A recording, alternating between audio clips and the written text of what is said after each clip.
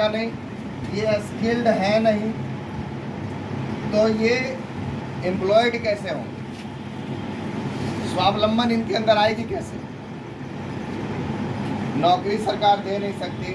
हम लोग का एजुकेशन सिस्टम ऐसा है नहीं कि ये सब लोग स्किल्ड हुए हैं। इन लोगों ने पढ़ाई ही इसलिए किया है कि मैट्रिक करो, इंटर करो, ग्रेजुएशन करो, नौकरी मिलेगा, और नौकरी नहीं मिलेगा, नौकरी है ही नहीं, नौकरी तो गायब हो रहा है। ये सुनो, तो सवाल ये है कि इस स्थिति में होगा कैसे?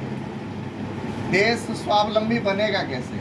नए भारत का निर्माण होगा कैसे? अपने देश की कहानी है साहब कि कितना % भारतीय गांव में रह रहा है? 75%। लगभग 78% इंडियंस। अपना देश बोला जाता है गांव का देश, ऐसे नो 78% भारतीय गांव में रहता है।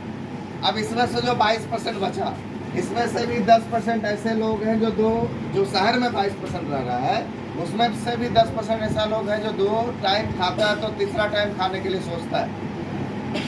आप उस देश में जी रहे हैं, थोड़ा हकीकत को पहचानिए, हकीकत को समझिए, और जब तक हकीकत आपको समझ में नहीं आएगा तब तक आप उससे आगे नहीं बढ़ पाएंगे। ये सुनो, अब ये कहानी है, आप उस देश में जी रहे हैं, नौकरी है नहीं, हम स्किल्ड है नहीं, मतलब नौकरी मिल नहीं रहा है, और हम इस लायक है नहीं कि हम कुछ कर पाए।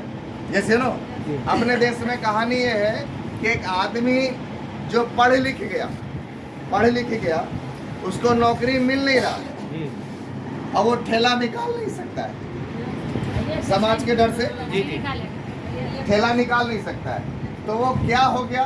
सो कॉल्ड बेरोजगार हो गया। वो समझ में आ रहा? पढ़ा लिखा जिसको बेरोजगार बोलते हैं। अच्छा, उसको नौकरी मिल नहीं रहा है, ठेला निकाल नहीं सकता है, तो बन क्या गया?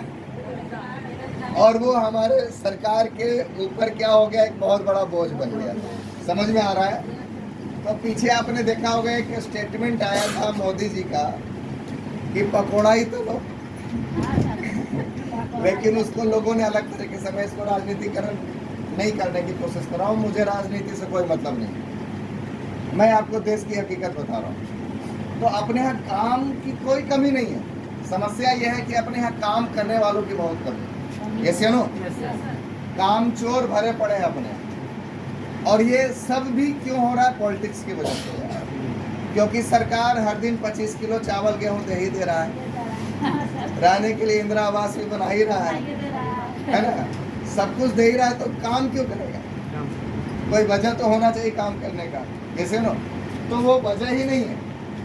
तो आप उस देश में जी रहे हैं। अब दूसरा चीज पे हम लोग आते हैं कि क्या वाकई में हम अपने जिंदगी को जीना चाहते हैं या काटना चाहते हैं? जीना चाहते हैं। जीना चाहते हैं। अच्छा, जीने के लिए हमारे पास क्या स्थिति है, थोड़ा सा समझते हैं। देखिए, एक इंसान को जीने के लिए 3 मूलभूत आवश्यकता है। क्या क्या? रोटी, कपड़ा और मकान। अच्छा, ये तीनों मूलभूत आवश्यकता किसी से पूरा होगा? पैसा से। किसी से पूरा होगा? पैसा से। अब कुछ लोग बोलेंगे तीनों तो सर सरकारें दे रहा है।